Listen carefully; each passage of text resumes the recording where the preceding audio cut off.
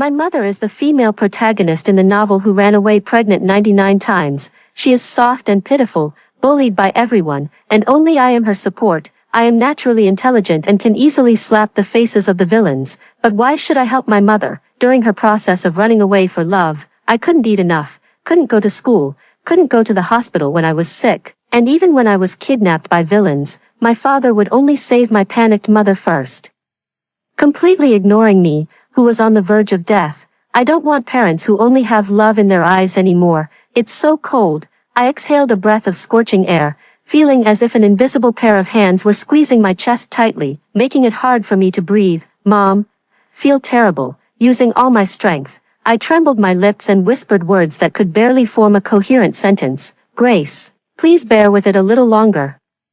Your father has sealed off the entire city to find us, and Mom has no way to take you to the hospital. Mom was extremely pure and beautiful, with deer-like sparkling eyes filled with tears. She looked at me with guilt, and finally couldn't help but rest her head on my shoulder, her tears soaking through my thin clothes. It felt sticky and uncomfortable. It's all because Mom is useless, making my Grace suffer. From the moment I became conscious, I knew my mother Mia was an incredibly delicate woman. No matter what happened, she would cry in a pitiful and heart-wrenching way. She would cry when she encountered bugs, cry when my father George ignored her, cry when there was no money, and even cry when others gave her money. Her tears never seemed to dry, evoking both helplessness and pity. Even at times like these, I had to muster the strength in my frail, young body to comfort her. Mom, I'm not in pain anymore. Please don't cry. I raised my small, scraped-up hand and wiped the corner of her eye. These scrapes had been on my body for a long time. Every time Mom took me on the run, I couldn't keep up with her pace and would fall hard several times. It wasn't that Mom hadn't thought of carrying me while escaping, but she was too frail to lift me, a 5-year-old, and even if she managed, she could barely move. I matured early, or as adults would say, I had a high IQ. I thought, Mom had already suffered so much. And as her precious daughter, I shouldn't cause her any more trouble, so these big and small scrapes, like the cocoons of transformation, have enveloped my growth. Often before the old ones have healed, new ones have already formed. At this moment, we were hiding in an unfamiliar alley. The rain was pouring down, the moisture dampening my face. My head was throbbing as I quietly listened to the sound of the rain. You must be George's woman and child, right? Ha ha ha ha. I can't believe I actually found you. A menacing, burly man kicked over a trash can, creating a startling commotion. My nerves were on edge, and I immediately wanted to take my mother and run, but she seemed to be frozen in fear, her eyes wide and her hand covering her mouth, trembling as she curled up in the corner. Who are you? Stay away. Her vulnerability undoubtedly provoked the malicious-looking man. He stretched out his tattoo-covered hand and ruthlessly lunged at us. If I were healthy at that moment, I would have had countless ways to escape with my mother, but now I've been running a fever for 2 days straight, without taking any medicine, without eating any food, only drinking a few drops of rainwater. I feel weak all over, and every movement feels like countless knives stabbing into me. I could only push hard on my mother's shoulder, hoping she would get up quickly and run away, even if it meant leaving me behind. But my mother, who was so good at running away, seemed to have forgotten her talent at that moment. She held my wrist tightly until we were plunged into darkness. George, your wife and child are in our hands. 5 million in ransom, not a penny more, not a penny less. Bring it to us in a suitcase, and I'll be merciful enough to spare their lives. If you don't come, well, I can't guarantee whether they'll live or die. When my mother and I regained our sight, we had already been kidnapped and taken to a remote factory building. The fierce man covered in tattoos was now on the phone, and beside him stood 3 or 5 other men with a thuggish demeanor. It was clear that this was a premeditated group crime. George is my father, the CEO of the Green Group. At a young age, he has amassed considerable wealth, and many aunts and sisters are fond of him.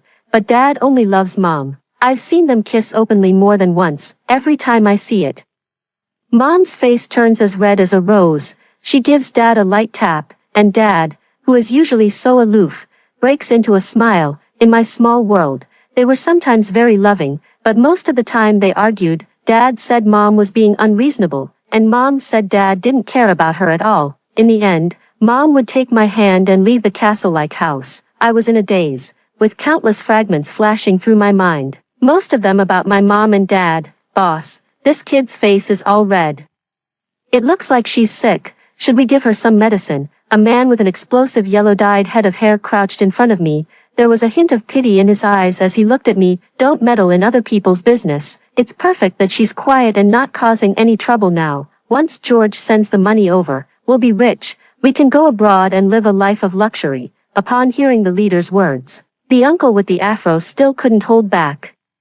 He picked up a bottle of sports energy drink and gave me a few sips. Boss, we absolutely can't let this kid die before the money arrives, he explained. Because of my illness, there was always a strange taste in my mouth, but as soon as I tasted the sweet drink, I couldn't help but gulp down a few mouthfuls. Mia seemed to have finally tapped into some maternal instinct, as she abruptly pulled me into her arms and glared at the group with hostility. Grace, don't drink their stuff.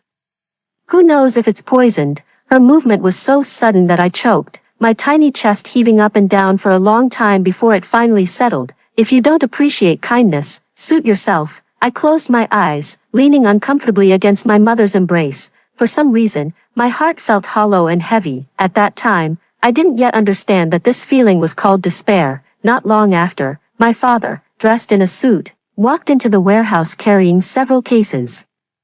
The money is all here. Hand over the goods, and I'll hand over the money. The kidnapper's eyes darted. I've changed my mind. The 5 million is only the ransom for one person. The other one will stay as our hostage until we fly abroad. Then you'll have to pay another 5 million in ransom before I release them. George, now, do you want to ransom your wife or your daughter? He pressed the knife against my and my mother's necks, and with a slight movement, a trickle of blood seeped out. I didn't hesitate to step in front of my mother and got my neck slashed. Ransom her first. George's pupils contracted, and without hesitation, he pointed at my mother. Mia, the leader pushed my mother out. He grabbed me by the neck and lifted me up like a helpless chick. His gaze towards me carried a hint of pity. I coughed a few times, my usually clear mind feeling muddled and dazed. Even with the noise from outside, I couldn't muster any reaction. Before the kidnappers could act arrogantly for long, a group of professionals in uniform, armed with weapons, surrounded the warehouse and blocked their escape routes. Take action, George gave the order, with no intention of letting these kidnappers get away with their crimes. At the end of the conflict, I lay alone on the ground, watching from a distance as Dad held my frightened mother in his arms. Comforting her in a soft whisper, they clung tightly to each other, their eyes seemingly only for one another. Yet, not long before, Mom had been trying every possible way to escape Dad. I couldn't understand it. In the final moments before I completely lost consciousness, I thought to myself, it wasn't that Dad chose to abandon me, but that he had never chosen me in the first place. To them, I didn't matter. As I drifted in and out of consciousness, vivid images flashed before my eyes. Mom and Dad were like two tangled threads, impossible to cut apart, impossible to sort out. Love, arguments, running away, being found, apologizing, forgiving, and loving again. It was like an endless loop, repeating over and over before my eyes. I watched as Mom's belly went from flat to round, then flat again, and every time she ran away, I was there by her side. I grew from a tiny, chubby-cheeked baby into an adult, gradually revealing my talents. Whenever someone looked down on my mom, I would step forward, flaunting my extraordinary intelligence and slapping those bullies right in the face with it. Mom says I am her genius baby. Through my continuous efforts, I finally cleared all the obstacles for Mom and Dad's relationship and gained a happy, perfect family like in a fairy tale. I don't know if these scenes are my imagination or the real future. I only know that having an ordinary, stable family is so difficult for me. I opened my eyes to see Mom leaning over the bedside, crying and blaming everything on Dad. Dad gently patted her shoulder, helplessly accepting all the complaints. None of them noticed that I was awake, and I didn't make a sound, just stared at them blankly. The love between Mom and Dad was tumultuous and widely known, but they failed to notice a tender young sprout in the corner, waiting all along for the nourishment of their love. No one spared me a second glance. Their eyes were only for each other, yet, Mom's escape seemed endless. And so was Dad's pursuit. If I had to grow up in such a turbulent and unstable environment, I would rather not have these parents who only have eyes for love, because this time I fell seriously ill. My mother, for once, did not plan to run away again and instead stayed peacefully at the Green family's home for a while. My grandmother has always disliked my mother, saying she was a commoner who tried to trap a nobleman and gave birth to a bastard just to climb the social ladder. so. Out of hatred for my mother and a preference for sons over daughters, my grandmother also disliked me. During the time at the Green family's ancestral home, Grandma kept finding fault with Mom, making her do servants' work and deliberately making things difficult to embarrass her. Mom was always so upset that she couldn't stop wiping away tears. Mia, no matter how glamorous you dress up, you can't hide the poor taste in your bones. Tonight, the Green family is hosting a banquet.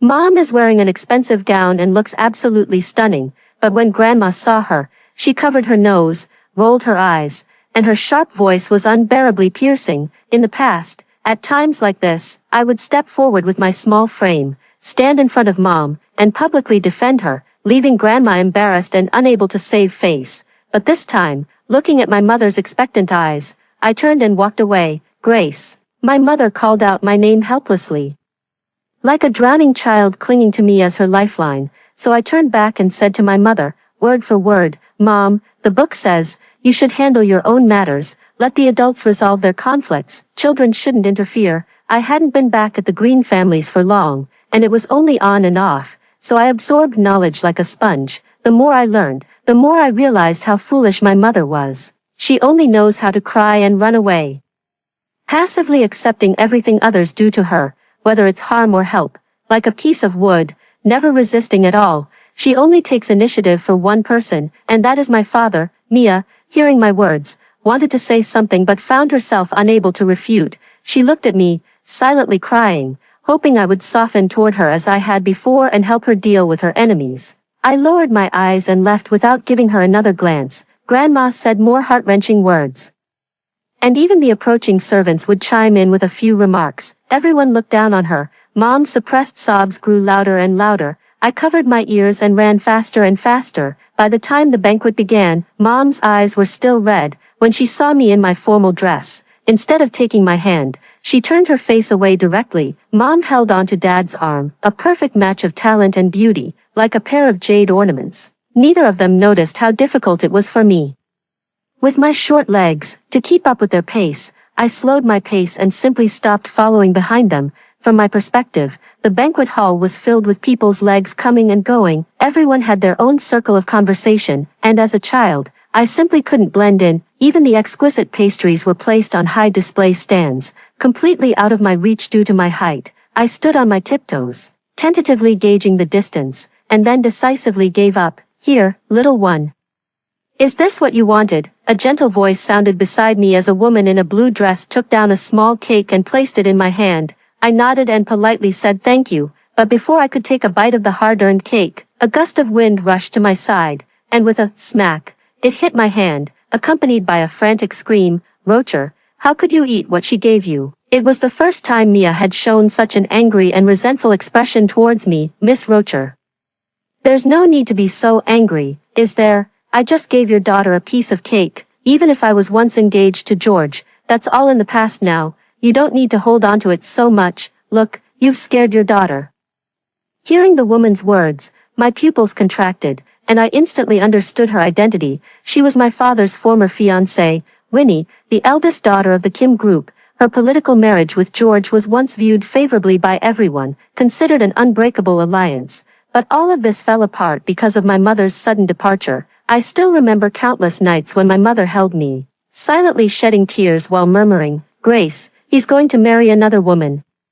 He doesn't want us anymore. Maybe it's for the best. Let's run away and leave him behind too. Okay, no wonder Mom had such a terrifying expression. I looked down at the messy remains of the cake on the floor, feeling a pang of regret. This is my daughter, so there's no need for Miss Winnie to trouble yourself. In front of her rival, Mom was uncharacteristically assertive.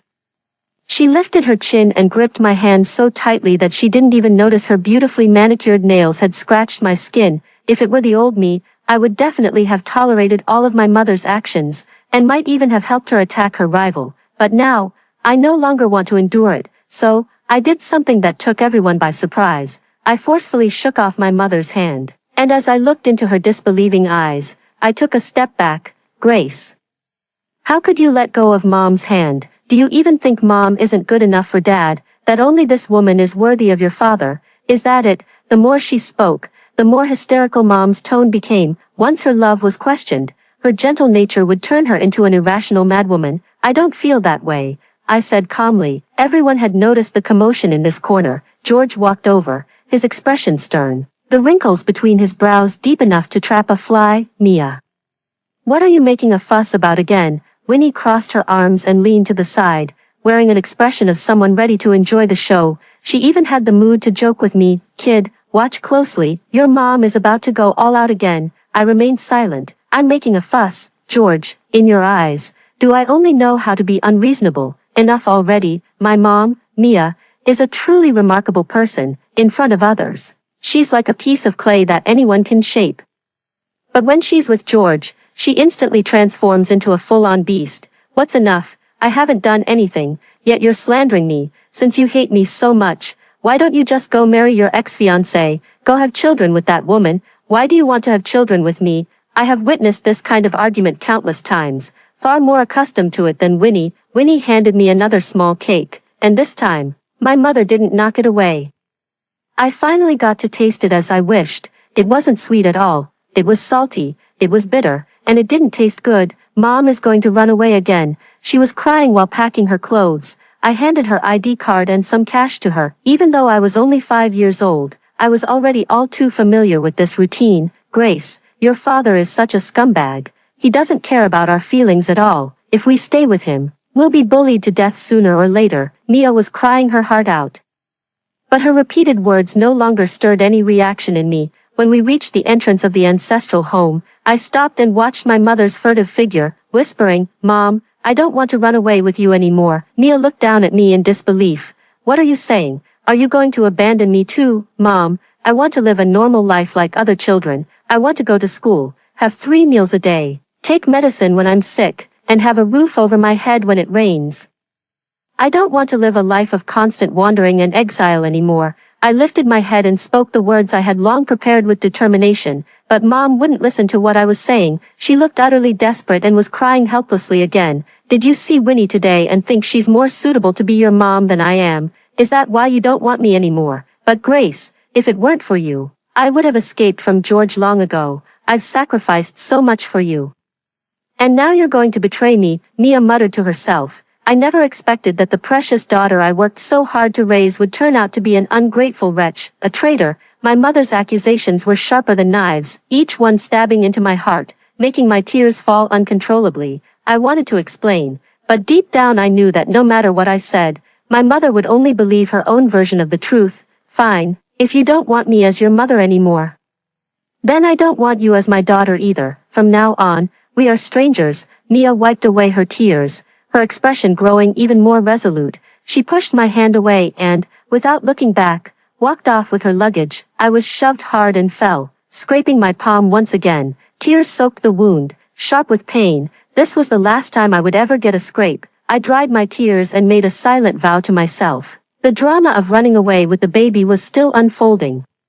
My mother had completely abandoned me, and my father was utterly indifferent, assigning me a few nannies before washing his hands of me. Breaking ties with my parents is always extremely painful. In the middle of the night, I often dream of my mother, her gentleness, her pain, her accusations, but I never once thought of apologizing to her and returning to that turbulent life of constant fleeing and being caught again. At the very least, the Green family can provide me with many resources, allowing me to grow rapidly. So, even if there is no love, it doesn't matter. What one gains and what one loses are always belocast. I can only console myself with this thought. Time flew by, and this time, Mom had been gone for much longer. A full 8 years without any news. Dad was nearly driven mad with worry. He even thought of using me as bait to lure Mom out, but it was all in vain. Only I knew that, just like Dad didn't love me, Mom didn't love me either. She wouldn't come back for me.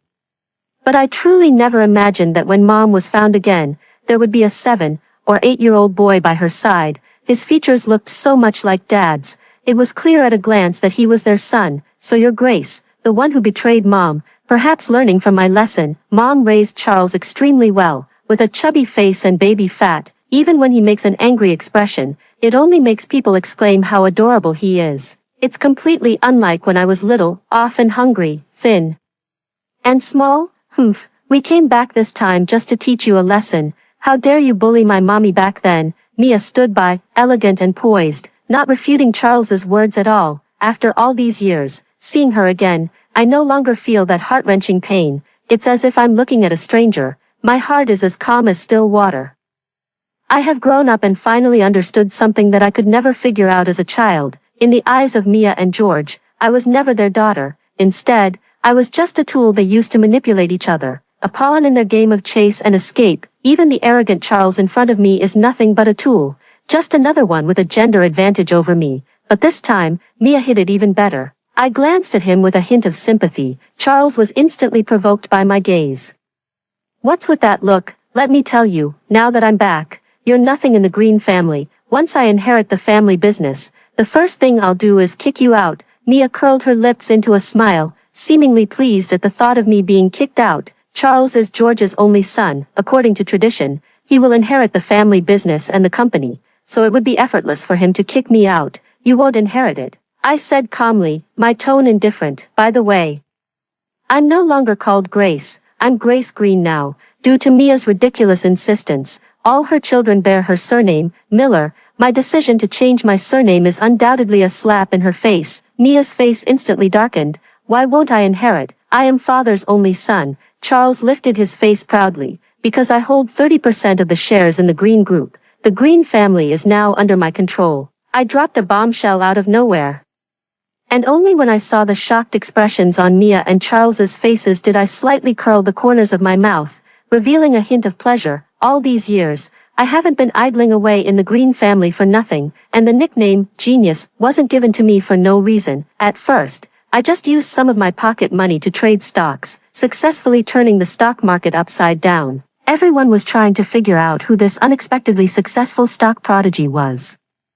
But no one could have imagined that the mastermind behind it all was just a kid who hadn't even grown all his baby teeth yet. After securing a substantial amount of initial capital, I began systematically acquiring scattered shares of the Green Group and established an internet company. Using my hacking skills, I quickly emerged as a dark horse in the industry. George was disheartened by a failed romance and remained in a slump for quite some time.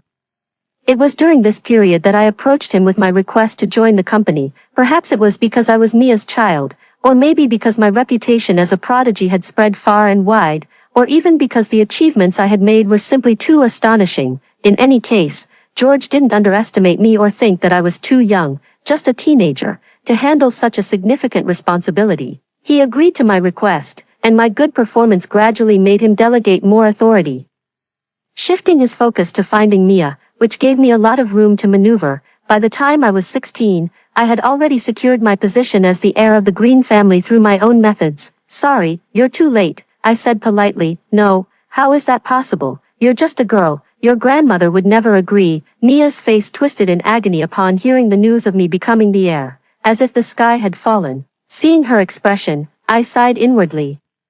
It seems that refusing to run away with her back then made her hold a grudge against me. She simply couldn't stand to see me doing well. Even though I am her own daughter, no matter how much Grandma dislikes me, she wouldn't refuse to let the Green family thrive. After all, the more capable and outstanding I am, the more dividends she'll receive at the end of the year.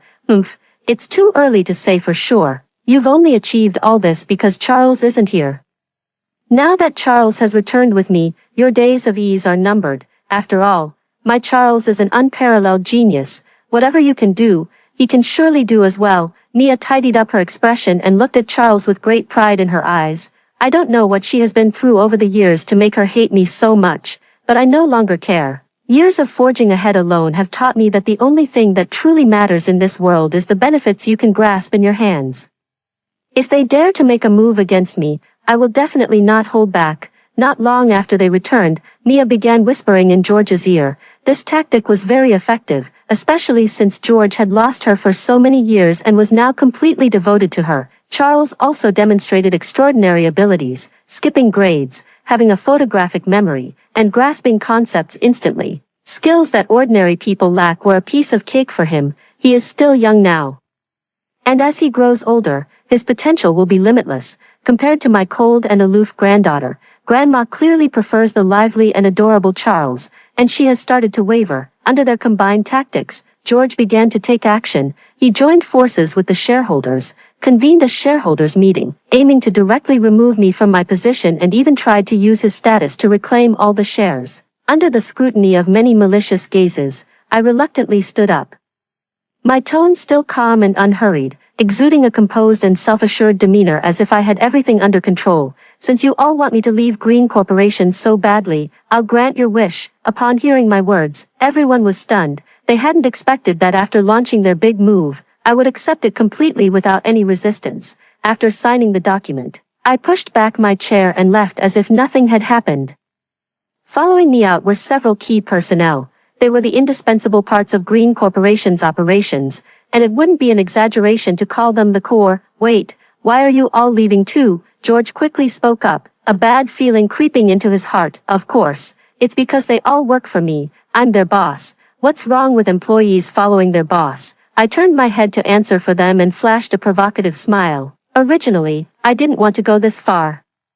But you forced my hand, so, blame yourselves for this. Since Mia returned, I knew she was up to something, so I had already planned to short Green Corp. By taking these key members away, Green Corp would become an empty shell, a chaotic and disordered one at that. Meanwhile, I could turn around and establish a new Green Corp that belongs to me, which I named Shifang. I used Shifang to ruthlessly seize Green Corp's resources, cut off their cash flow, and turned that behemoth into a graveyard overnight. The shares I was forced to sign away all became worthless scraps of paper. Behemoths often require substantial funds to keep operations running, so once a break occurs, they instantly incur massive debt. I saw everything in the Green family being taken by the court to repay debts, including the ancestral home. Mia, George, Charles, and others stood there in a daze, as if they couldn't understand why things had suddenly turned out this way. In Mia's plan, Charles would smoothly inherit the Green family, drive out me, the daughter who betrayed her, and she wanted me to kneel at her feet, begging for forgiveness, filled with regret. But now, everything has turned around. They lost everything, jumping up and down like clowns, powerless to do anything. I look at them and feel nothing that I should.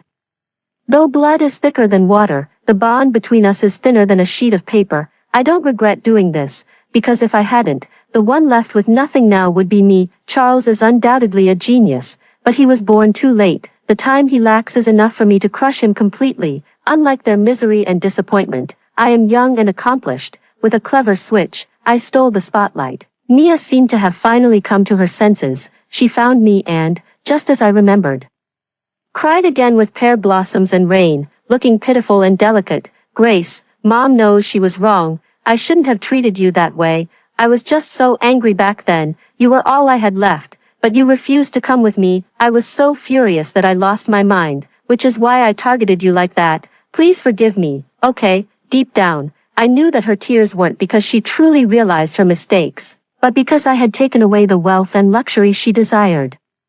The men and son she valued had all become penniless, burdened with massive debts, while I, the daughter she despised, had become wealthy. I have only one question. All the harm I suffered because of you when I was a child, was it all intentional on your part? Hearing my words, Mia instantly widened her eyes, visibly shaken and doubtful. Seeing her reaction, I understood. It wasn't just my paranoia. All those harms were deliberately caused by Mia.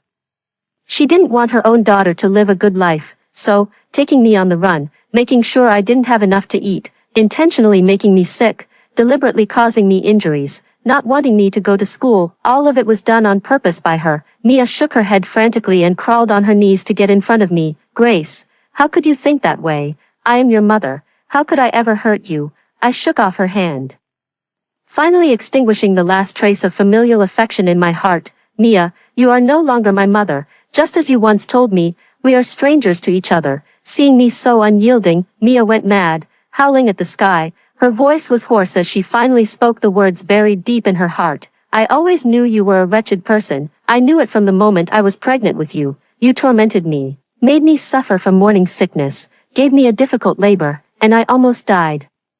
So what's wrong with how I treated you? At least I let you live. So that's how it is. So that's the reason. I looked up at the sky outside the floor-to-ceiling window with a sense of relief. Mia, you don't love me. You wanted me to hate this world. Now I'm telling you, you didn't succeed. Because even if everyone in the world despises me, it doesn't matter. As long as I love myself, that's enough. Mia was still unwilling to let go. She rushed at me like a madwoman, trying to choke me. Ah.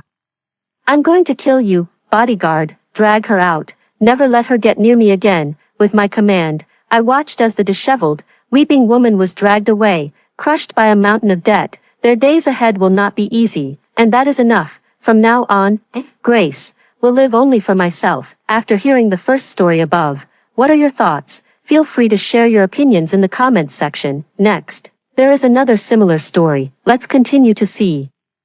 I have transmigrated into the daughter of a vicious cannon fodder in a novel. I thought that after changing my father's fate, I could rest easy and enjoy a carefree life of wealth, but I never expected to be pestered by Lucas, the son of the male and female leads. At his first birthday ceremony, he grabbed nothing but me. At 13, he was admitted to the same university as me and blinked at me innocently, saying, "Sis, haven't I caught up to you now?" At 18, he pinned me against the wall under the streetlight, his voice sticky and eerie as it whispered in my ear, "Sis, I'll keep haunting you until what?" Dad's cold, dangerous voice came from behind. "Lucas, do you not want your third leg anymore?" Dad's villainous best friend's seductive, smiling voice followed closely behind. I was speechless. Lucas was speechless. Dad's CEO office. I heard Lucas got into J University. Dad's villainous good buddy Simon was lounging on the sofa, swinging his legs, and unceremoniously picked up an apple from Dad's desk,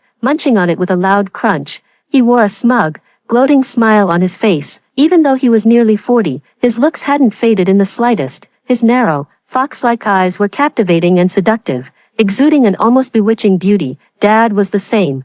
Time had been kind to the beautiful. His face remained as handsome as ever, while his demeanor had grown even more composed and reserved. A little brat who hasn't even grown all his feathers yet can't stir up any trouble. Dad's voice sounded calm, if you ignored the fact that he was gripping the documents so hard they crumpled. That's true, Lucas is only 13 this year. Even if he did run off with your daughter, it would still be 5 years from now. Simon, never one to miss a chance to stir the pot, stepped on every landmine, teasing Dad's already fragile and sensitive nerves.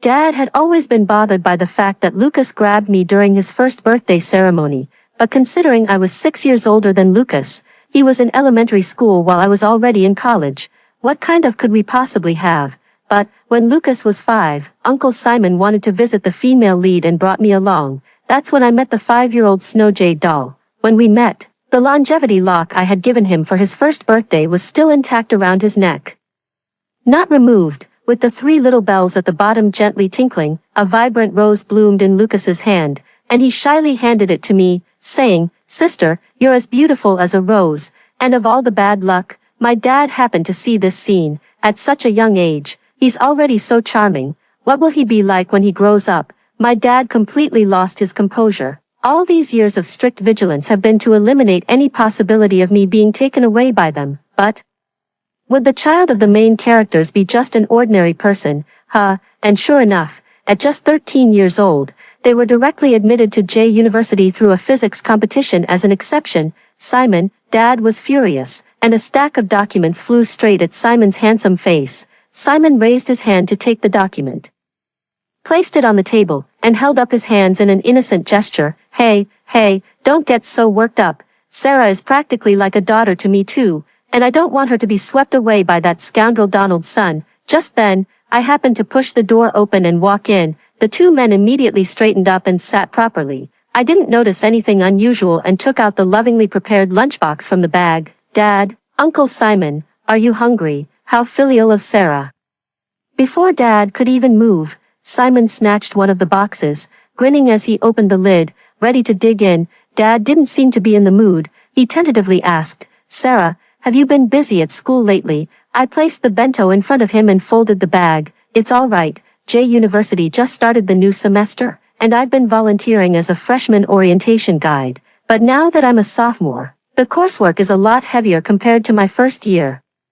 Dad frowned disapprovingly. "It's been so sunny these days, and you're volunteering outside. There's no air conditioning out there. Isn't it too hot?" "Me, Dad, do you think I want to? I fucking need volunteer hours and volunteer points." Dad was speechless. Simon, while eating his lunchbox, winked at me and brought up another topic. "Sarah, with your abilities, You could definitely skip a grade. Why didn't you try it back then? I calmly sat down on the chair. Following the steps is just fine.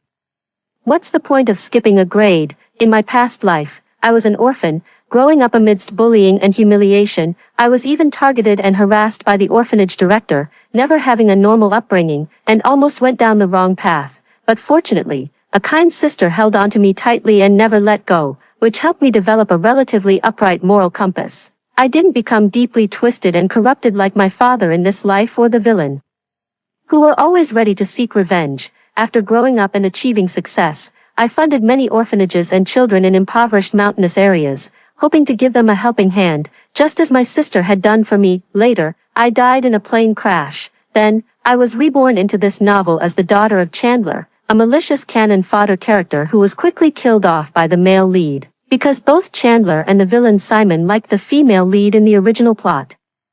I went to great lengths to change the fate of the cannon fodder Chandler, successfully freeing him from the original storyline and turning him into my golden ticket, but the villain, just like in the original plot, remains madly obsessed with the female lead. Unfortunately, the male and female leads are a perfect match made in heaven, and no matter how hard the villain tries, he can never catch up, ultimately having to accept his fate. My dad is rich and powerful, and the villain's uncle is also rich and powerful, so why am I working so hard? Of course, it's about enjoying a carefree childhood and a normal school atmosphere, while also consistently outperforming all the other kids and becoming the ultimate source of envy during their school years. The neighbor's child, putting on that act feels so satisfying, don't you think so? Simon let out an ah and said, "You got a point there," he added. "Did you know Lucas got accepted into J University?" I nodded. Of course I know, it's been all over J University, a 13-year-old prodigy. Who wouldn't be in awe and curious? I silently marveled as well. He truly is the son of the male and female protagonists. His genes are truly as extraordinary as his parents. Snap, Dad broke the disposable chopsticks. Me, Dad, what's wrong? Dad showed a warm smile. Nothing, Sarah, your braised tofu is delicious. I was speechless. Simon carefully considered his words and asked, Sarah, what do you think of Lucas? I'm shocked. I gave them a strange look and instantly understood what they were worried about. I felt both annoyed and amused. What do you mean? What do I think of him? He's only 13, a little brat who hasn't even grown all his feathers yet. At his age, a normal kid would still be in middle school. Do you really think I'd have so little integrity as to go corrupting the flowers of our nation? Dad, Simon, we're not worried about you bothering him. We're worried about him bothering you. I reassured them. Don't worry. I have no plans to date anyone right now. Even if I did, I wouldn't be crazy enough to go for Lucas. You don't need to be so paranoid. Dad and Simon were speechless. Dad's company is very close to J City University, and I can get there by subway in just 15 minutes. Afternoon. The weather was scorching on the first day of school. The main road leading to the registration office was lined with colorful welcome banners fluttering in the wind, guiding the new students forward. The reception points of each college were arranged in a row, with the college logos on the tents particularly eye-catching. I was wearing a white shirt and light blue jeans, with a volunteer badge from the college pinned to my chest. Sitting at the reception point of the School of Economics and Management, cooling myself with a small fan. All the other volunteers from my college had gone to help the new students carry their luggage, leaving me alone at the reception point. Sister, a gentle and pleasant voice sounded beside my ear. I lifted my head. The young man stood in the shadow cast by the tent, his figure slender and his appearance strikingly beautiful. He had a backpack hooked on one finger and was pulling a suitcase with his other hand. A pair of striking peach blossom eyes curved slightly, gazing at me as if filled with boundless affection. After adjusting his backpack, the young man leaned down, his fingertips resting on the table. The longevity lock that had been pressed against his skin now dangled in the air, swaying gently a few times. Silver, delicate, warm in appearance but cold to the touch, much like the person himself. The young man blinked his innocent peach blossom eyes, feigning distress. You once said you're 6 years older than me, and we can't play together. The curve of his lips widened into a sly smile, like a cat that had stolen a fish. See, haven't I caught up to you now? I stared at him for a long moment. Lucas's smile softened slightly, his voice gentle. Sis, I pinched his fair cheek, finding it soft, smooth, and tender, so satisfying to squeeze. I said with a mix of annoyance and amusement, Lucas, it's been years, and you're still chasing after me all the way to college. I didn't hold back my strength. And Lucas's eyes reddened at the corners from my pinching. Red marks quickly appeared on his fair face as he pleaded pitifully, "Sis, be gentle, it hurts." Yet his body obediently leaned down, making it easier for me to continue squeezing. Although Lucas has a pair of peach blossom eyes very similar to the male leads, his facial features resemble the female leads more. The youthful elegance and the striking allure blend together, creating a beauty that transcends gender. It's also thanks to his face, which bears a striking resemblance to the female leads, that even Simon usually extends his affection for her to Lucas and doesn't give him a hard time. If he had looked more like the male lead, Simon would have just scoffed. I messed with him for a while before letting go. Leaning back in the chair with an imposing posture like a heartless scumbag who's done and dusted, crossing my arms and nodding toward the tent across the way, "The School of Physics is over there." Lucas stood there without saying a word, rubbing his reddened cheek where I had pinched him, looking utterly pitiful. His eyes were moist, like a little puppy abandoned by its owner. "Sis," I drawled in a lazy tone, "this new student, you're getting in the way of my work, also. The sun is so strong, don't let it tan your fair little face. Go back to the dorm first." I noticed fine beads of sweat beginning to form on his forehead. After a moment's thought, I handed him the little fan that was whirring away in my hand. Lucas didn't dare take it. Seeing that this was my only tool to beat the heat, he hesitated, saying, "Sis, I can't." I pulled out another small fan from the drawer, turned it on, and the cool breeze lifted the strands of hair by my temples. I smiled at him and said, "I have another one." Lucas was speechless. He took the small fan, and the gentle breeze brushed against his face. Lucas pointed to an open bottle of mineral water beside me and asked, "Sis, is this yours?" I narrowed my eyes, gripping the water bottle tightly in my hand. "What do you want?" Lucas spoke with confidence, his peach blossom eyes fixed on me. He looked innocent, but deep down, there was a strong sense of dependence and testing. "Sis, can't you give it to me?"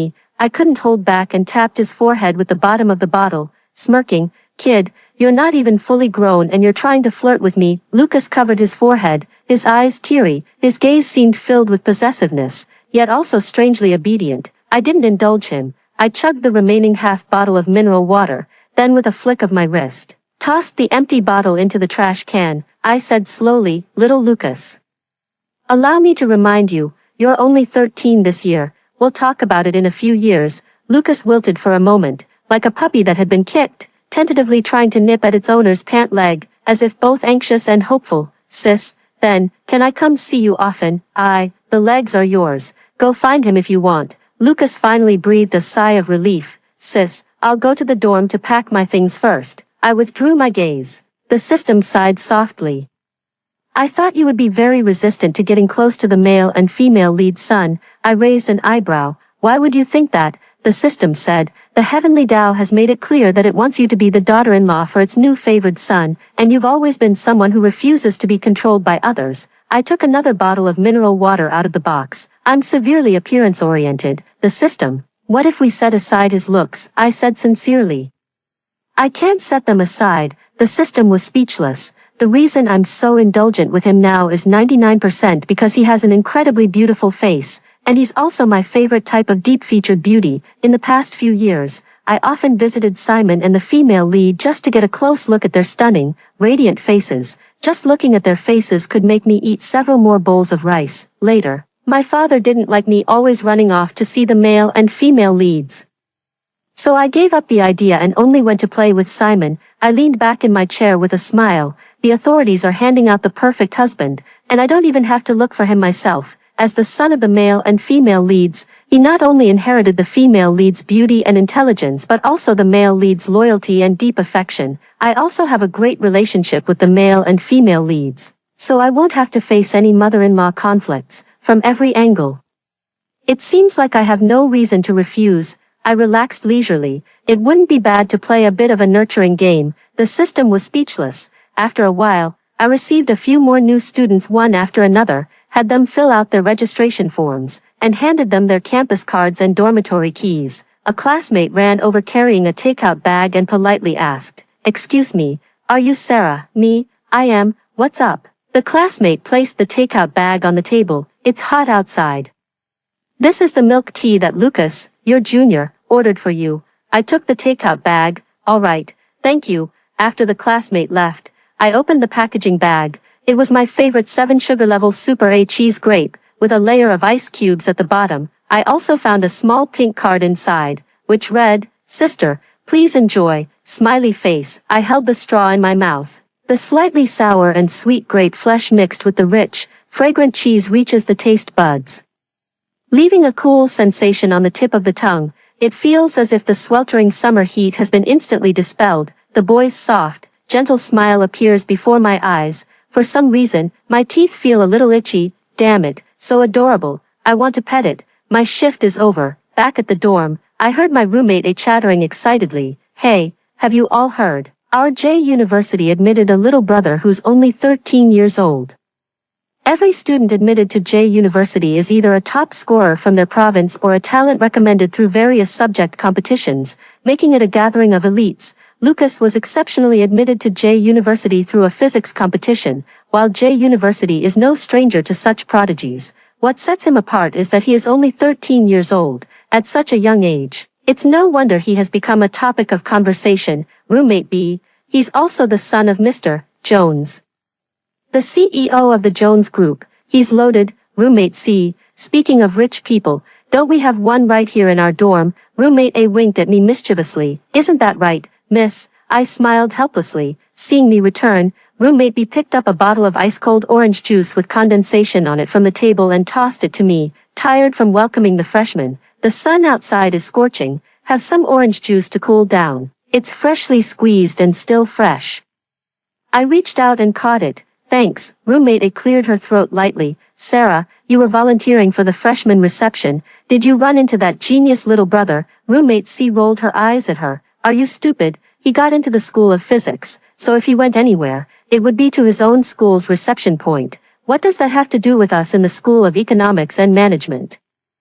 I hooked the keys, and the keychain spun a circle on my fingertip. Are you all free tonight? I'll treat you to dinner. The 3 roommates exclaimed in delight. Even if we weren't free, we'd make time. Roommate A, what made you suddenly think of treating us to a meal? Me, I'm happy today. Lucas sent me a message. Sis, I'm going to military training in a few days. Will you come see me? Pitiful face. JPG. I originally wanted mom and dad to send me off, but I thought I'm a big kid now, so I didn't let them. Am I brave? My roommates are all very nice. Because I'm the youngest, they take good care of me. Sis, why aren't you answering me? In just the time it took to eat a meal, this little rascal sent me so many messages. Holding my phone, I replied to him, I'll come see you, head pat. JPG, Lucas replied instantly. Really? Roommate A crossed her arms and said with a mischievous grin, Sarah, who are you chatting with? You're smiling so widely.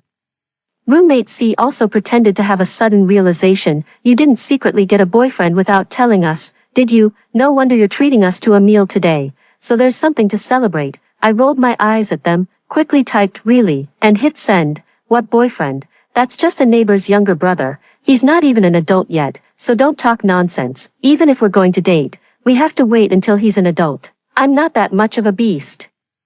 The roommates looked unconvinced. On the main road, the sun blazed down, illuminating neat formations of military green. The freshmen are all standing in military posture. I sit in the military training volunteer service station set up by the school, holding a book in my hands, leisurely looking at the group of freshmen in camouflage uniforms. Yes, I signed up again as a volunteer for the freshman military training volunteer service workstation, and even pulled some strings to directly come to the service station of Lucas's military training team in the School of Physics as a volunteer. Wherever there is volunteer service, I go there. Who understands the pain of college students lacking volunteer credits and volunteer hours? But fortunately, there are handsome guys to feast your eyes on. Lucas was dressed in camouflage, and at just 13 years old, he wasn't very tall in the crowd, probably only around 1.6 meters. His handsome face glowed brightly under the sunlight, so beautiful that she stands out like a crane among chickens. When he saw me sitting there so openly, watching him intently, a flicker of surprise crossed his face, and a faint smile appeared on his somewhat somber expression. He opened his mouth slightly, forming the word, sister, with his lips. At that moment, my dad sent me a message. Sweetie, are you in class right now? I typed while admiring the handsome guy. No.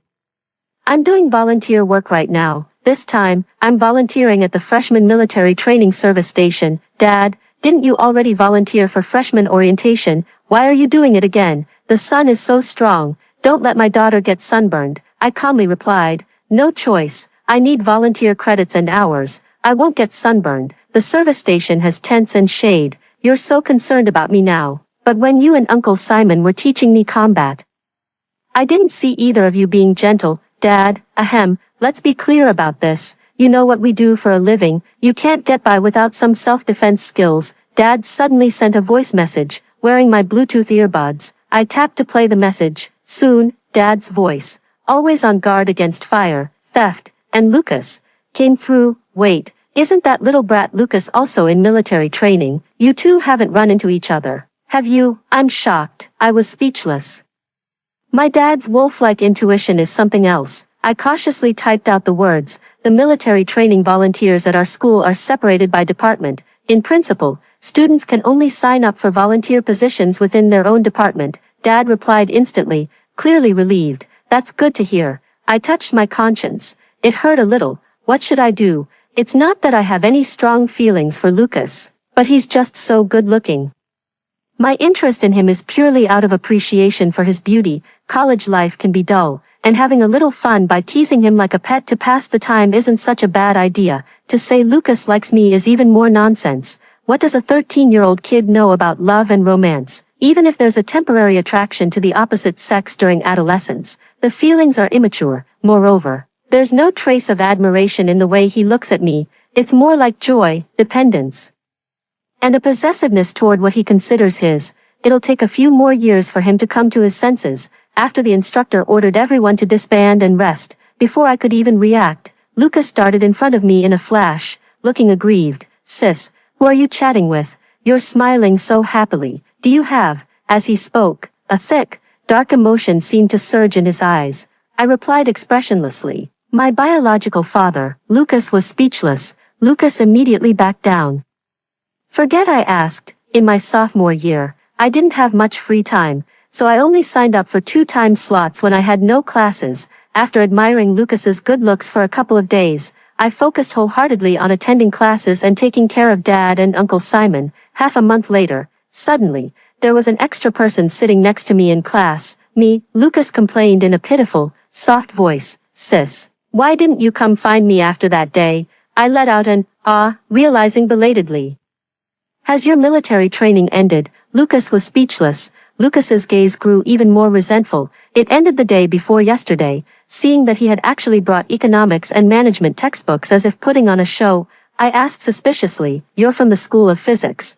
What are you doing here in the School of Economics and Management? Lucas replied calmly. Who says that just because I chose physics, I can't study finance? I was speechless. Lucas, just like you, I also have a family fortune to inherit. I was speechless. Even though his voice wasn't particularly loud, it immediately caught the attention of the professor who was lecturing at the front of the classroom. The professor didn't let it slide and directly called on him. The second student in the 5th row wearing the gray hoodie, please use backward induction to analyze the equilibrium path of this 5-stage game. The professor tapped the chalk's end on the spiderweb-like decision tree drawn on the blackboard. I nudged him with my elbow. Lucas, the teacher is calling on you. The students all turned to look at him in unison. He stood up, glanced at the blackboard, thought for a moment, and said, First, eliminate the non-credible threat at the 4th decision node. In the 3rd stage, participant B will choose the right path, so the optimal strategy for participant A in the 2nd stage is, the perfect Bayesian equilibrium must satisfy sequential rationality, so the equilibrium path is left-right enter compromise. The professor gave him an appreciative look. Exactly right. Sit down. I know most of you here are geniuses, but please show some respect for this old man. Don't let your mind wander next time. Lucas politely admitted his mistake. Yes, teacher, I won't do it again. I twirled my pen, not at all surprised that he could answer it. After Lucas sat down, he leaned in and said, Sister, can I attend classes with you when I don't have any? Would it make a difference if I refused? Lucas flashed an innocent smile. Sister, it wouldn't. I pushed his head away. Then that's settled. Now, pay attention in class. Lucas, under Lucas's persistent coaxing, I sometimes go to the physics department to attend classes with him. I had absolutely no idea what the professor was babbling about up there. Lucas saw the clear confusion in my eyes and explained, the quantum decoherence process is. I stopped him. Hold on, different fields require different expertise. I don't want to hear it. Lucas obediently shut his mouth. I opened the email on my phone and started handling the work my dad had assigned me last week. You do your thing. Don't mind me. Lucas, okay. After all, he just wanted his sister to stay with him. Occasionally, I would look up at him. The young man sat upright, his slender, jade-like fingers holding a black pen as he listened to the professor's lecture with rapt attention. Sometimes, he would even sketch a model demonstration on scratch paper. His fair and delicate skin, along with his slightly downturned eyes, carried a hint of youthful innocence. The sunlight outlined his handsome and striking features, casting a golden glow on his eyelashes.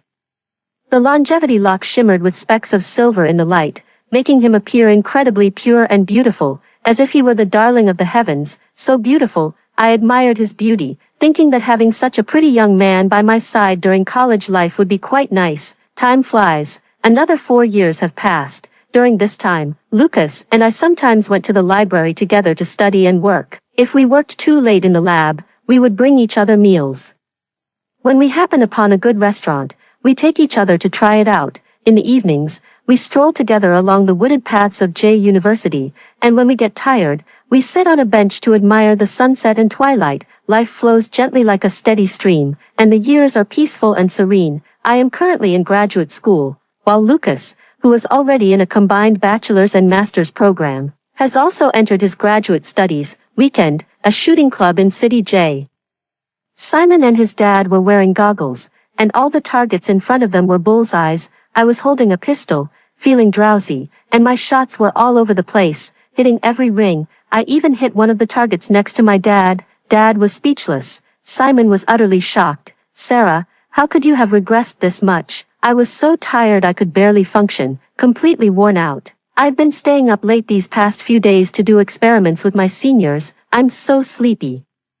Maybe you guys should play first, and I'll go take a nap in the small room. Simon grabbed me firmly. No way, you need to play properly this time. Your shooting is terrible. It could be fatal. All right, don't you trust me? My shooting skills were taught to me step by step by you and my dad. I yawned, tears welling up in the corners of my eyes, squinted, and fired 10 shots at the target, all 10 rings. I tossed the gun aside, took off my goggles, and said, all right.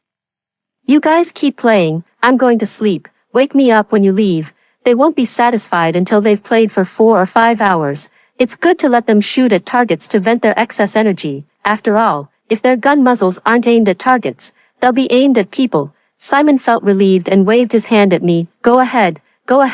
This shooting club is owned by Simon's company. It is the club in J City with the most types of guns, the highest quality shooting ranges, the most spacious venue, and real firearms and ammunition. The coaches inside are mostly experts, very professional. Simon even specially built a soundproof room for me to rest in when I'm tired from practicing. Though small, it has all the essential amenities. Dragging my exhausted body, I collapsed onto the bed like a corpse, so sleepy, I fell into a dream. After waking up, I went into the bathroom and washed my face, after drying off with a towel.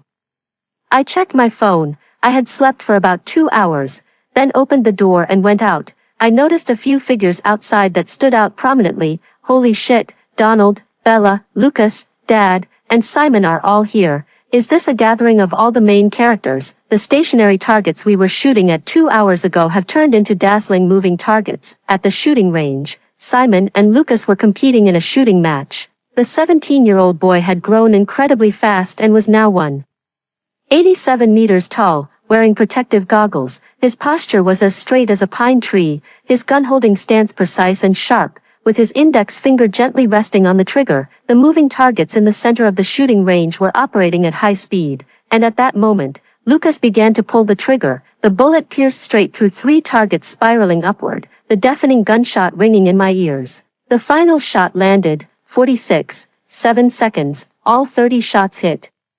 The electronic announcement sounded simultaneously. Compared to Lucas's serious approach, Simon was much more relaxed and composed. His shooting stance wasn't standard, and he fired 30 shots in quick succession at the moving targets in front of him. 2 seconds, 30 shots all hit. Simon threw down the gun, leisurely and carefree, a pair of fox-like eyes filled with mockery. "Lucas, if you're bad, practice more." Lucas said humbly, "Uncle Simon, you're absolutely right. I will work hard." Donald's elegant and melodious voice chimed in, "Simon, aren't you ashamed of bullying a child?" The male lead, Donald, was originally gentle and handsome, and time had left no trace on him. Instead, his demeanor had become even more mellow and mature, and the female lead, Bella, beside him, remained as bold and passionate as in her youth, with striking, captivating eyes and brows, still radiant as ever. Simon snorted lightly. His hostility toward the male lead as strong as ever. "Weak is weak, at his age, Chandler, and I," Donald cut him off. "If I let his 17th year be like the three of ours, then I might as well not be a father," he said calmly. "You is already doing very well. My child doesn't need to repeat the mistakes of our generation."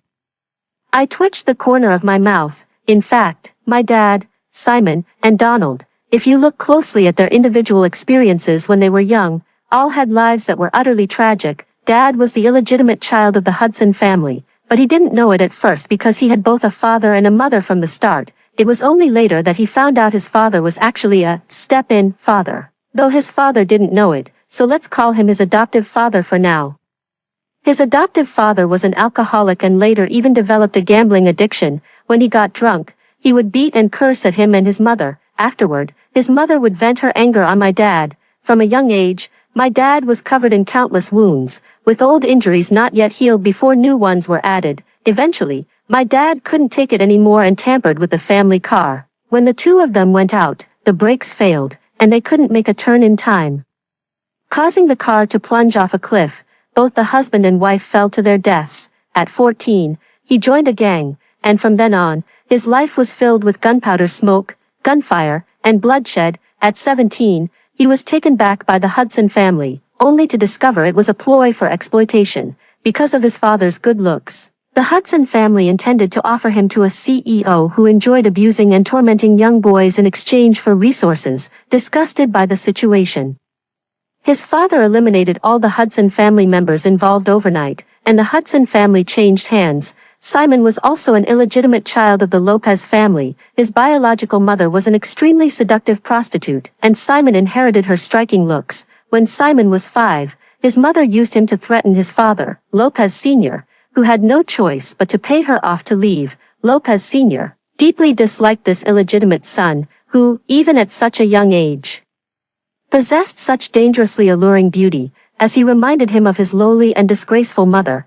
As the child was despised by the family head, he naturally became the target of relentless abuse from his siblings. Because of his stunningly beautiful face, he attracted the unwanted attention of his older brothers and was even nearly assaulted by them. Simon had a ruthless and unyielding nature. At 13, he killed his brother. At 15, he became involved in the underworld and met Chandler, with whom he collaborated in various schemes. By 18, he had murdered his father and carried out a bloody purge of the Lopez family's top executives, seizing power in a highly publicized manner. Unlike the previous two who were illegitimate children, the male lead Donald was a legitimate child born in wedlock. His mother, driven to depression by his father's mistress, committed suicide by jumping off a building in front of young Donald. The mistress then moved in and became his stepmother. His father turned a blind eye, his stepmother hid malice behind a smile, and his illegitimate younger brother subjected him to vicious bullying. Later, his stepmother even sold him to human traffickers, and he eventually ended up in the hands of an overseas organ trafficking ring. No one knows exactly what he went through, but by the time he returned to the Sia family at 18, he had calmly chopped off his stepmother's fingers one by one and forced them into his father's mouth, shot his father dead and fed his body to a wolfhound, and tortured his illegitimate brother until he broke down, before throwing him into a mental institution. These three, each in their own way, have had it rough, compared to the generation tempered by blood and fire. Lucas and I, as the second generation, are indeed much more inexperienced. I honestly don't really get it. These three clearly all have the potential to be protagonists, each of them beautiful, strong, and tragic. So why is Donald the male lead, Simon the villain, and my dad the cannon fodder? Bella smoothed things over. All right, let's not argue. We agreed this was supposed to be relaxing, so let's not tear each other down. A warning gaze fell upon the two of them. They immediately fell silent. Sarah, you're awake." Simon spotted me with sharp eyes and called me over. "Sister, you're here too." Lucas's eyes lit up as he went straight over to her. Dad's eyelids twitched, and a bad premonition welled up in his heart. Simon's gaze, tinged with a hint of amusement, drifted between Lucas and me. No one knows a son better than his father. Donald looked at his son with a faint, knowing smile. Bella sighed softly, thinking how truly difficult it was for her son to find a wife. "Yeah," I nodded. "Are you guys done?" Lucas scratched his head sheepishly. "Sorry, sis, I lost." I rolled my eyes at him. "Of course you lost. They started teaching me how to shoot when I was 5. It's been over 10 years, and I've never beaten my dad or them, not even once.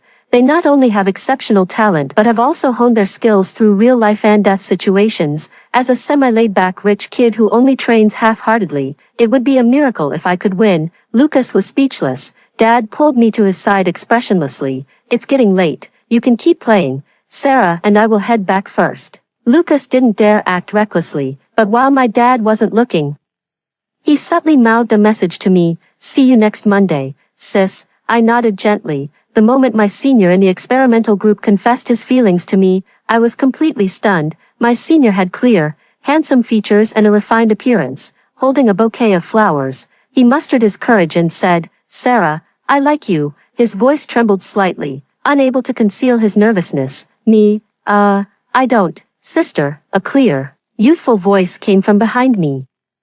I immediately turned around and saw Lucas carrying a box of cake. Judging by the packaging, it was from my favorite cake shop. Over the years, Lucas's appearance had grown even more striking, with a pair of gentle peach blossom eyes. When you look at me, the fondness and dependence in your eyes gradually turn into admiration. These days, you often wish you could stick with me all the time. Last night, the music and dance club from the Music Academy held a performance on the field's lawn.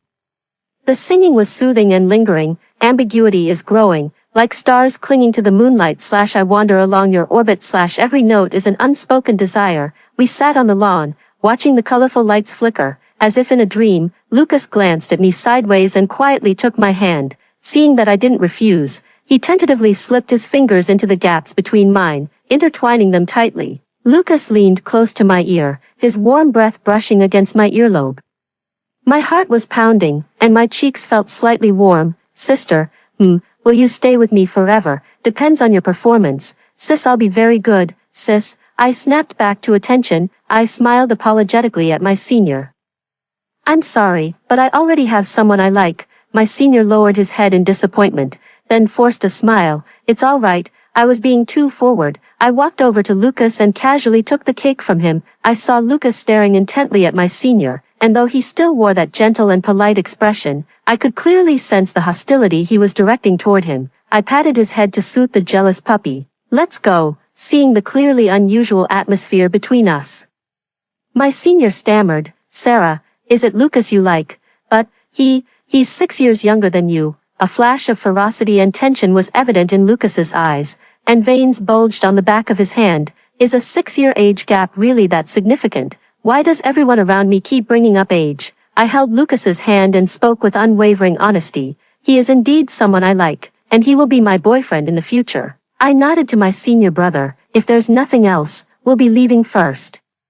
We walked out of the campus hand in hand. Lucas still seemed a bit dazed, his face flushed red, like a puppet on strings. Wherever I pulled him, he followed. I couldn't help but chuckle. Snap out of it. Lucas was so excited that his tongue got tied. "Sis, did you say I'm your boyfriend?" I corrected him. "Future boyfriend. You're not an adult yet." Lucas's eyelashes fluttered slightly, and he suddenly pulled me into his arms. The cake box was wedged between us, the faint scent of cream drifting in the air. His heartbeat was fast and heavy, the warmth radiating through his thin white t-shirt. When he spoke, his voice was soft and tinged with a hint of laughter. "Sis, I'm an adult now. As of today. Today is my 18th birthday."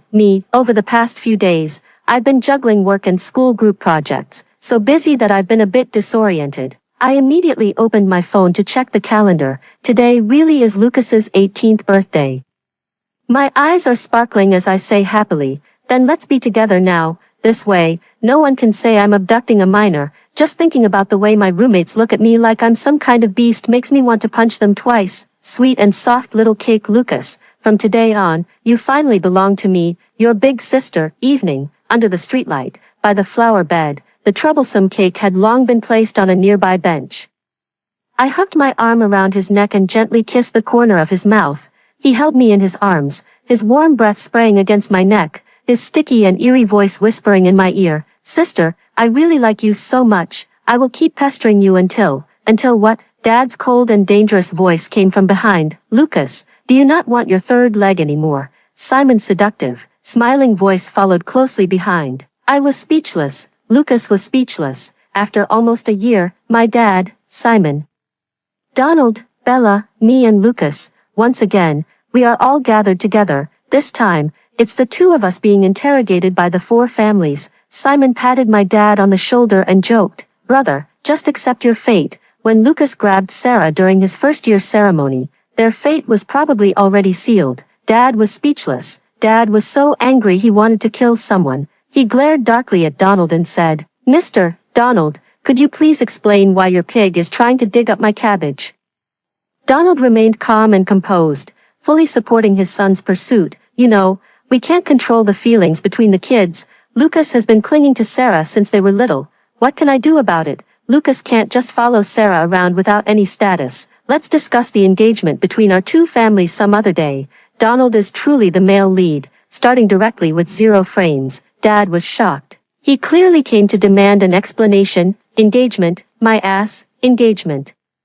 Dad said coldly, "I don't agree." Donald gave Lucas a helpless look. "Son, this is as far as Dad can help you. There's nothing I can do if the in-laws don't agree," Lucas said nervously and sincerely. "Uncle Hudson, I truly..." Dad grew even angrier. "Shut up. You want to take away the daughter I raised with my own hands. Don't even think about it. Get out of here. I'm just not listening. Not listening. Not listening. Not listening." Lucas was speechless. I was speechless. "Simon, Dad.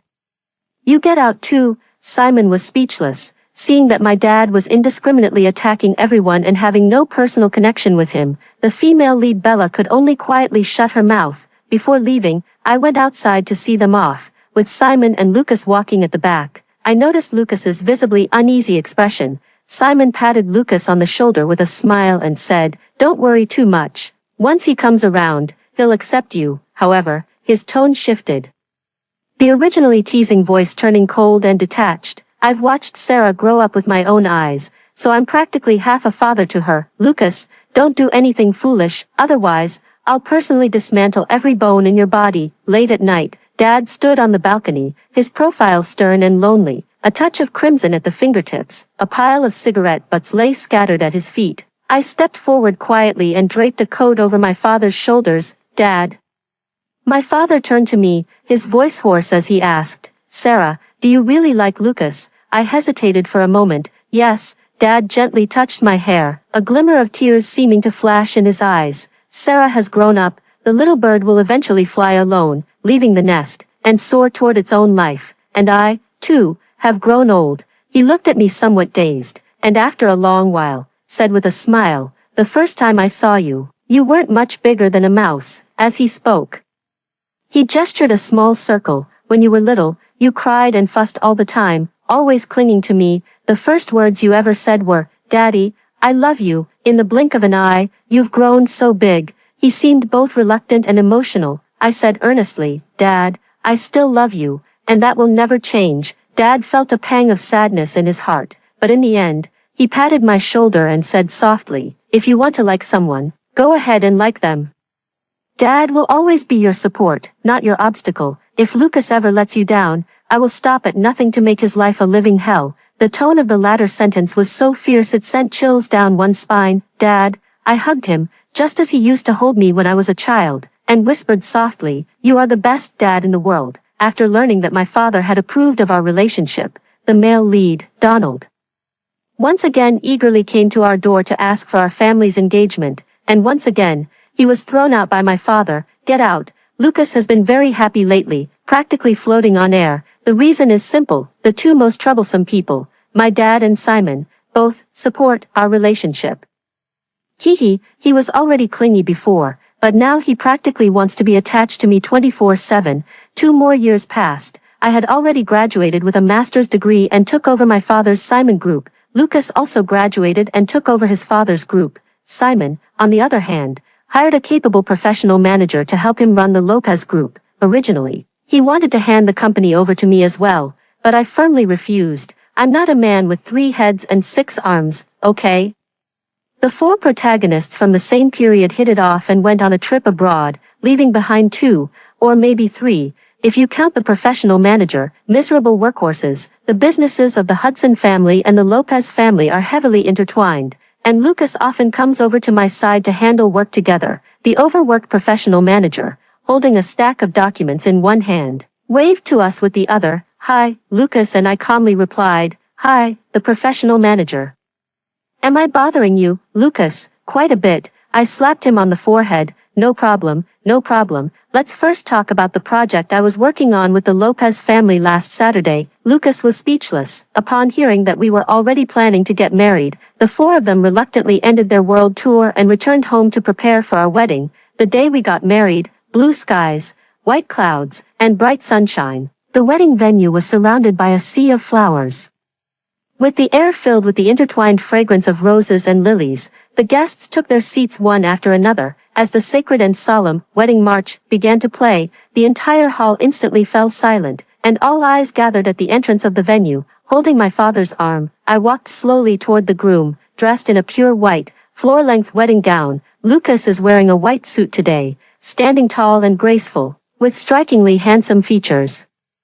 The corners of his mouth are slightly upturned, and his eyes seem to hold only me. My father solemnly placed my hand into Lucas's and said in a deep voice, "Today, I entrust the only treasure of my life to you. You must love her, respect her, protect her, and cherish her. She has never suffered any grievances in my care, and you must not let her endure any either." Lucas looked directly into my father's eyes and said with utmost sincerity, "Dad, I will treat Sarah well."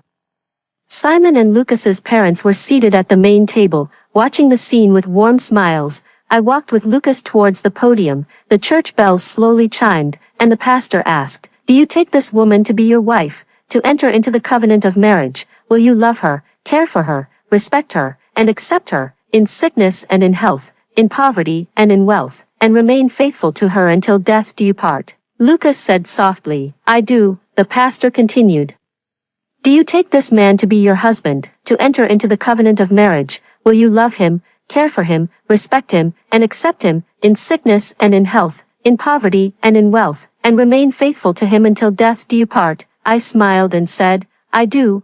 It was time to exchange rings. We put the rings on each other's fingers. In the sunlight, both rings shimmered with a soft, brilliant silver glow. The longevity lock that Lucas has never taken off from his neck seems to tell the story of our lifelong bond. I winked at Lucas and said, "Lucas, so please take care of me for the rest of my life." Lucas gently brushed the hair at my temple behind my ear, his eyes tender. By chance we met, and my heart was captured. After hearing the 2 stories above, what are your thoughts? Feel free to share your opinions in the comments section. Looking forward to hearing from you. If you liked this story, don't forget to like it, share it, and subscribe to my channel. See you next time.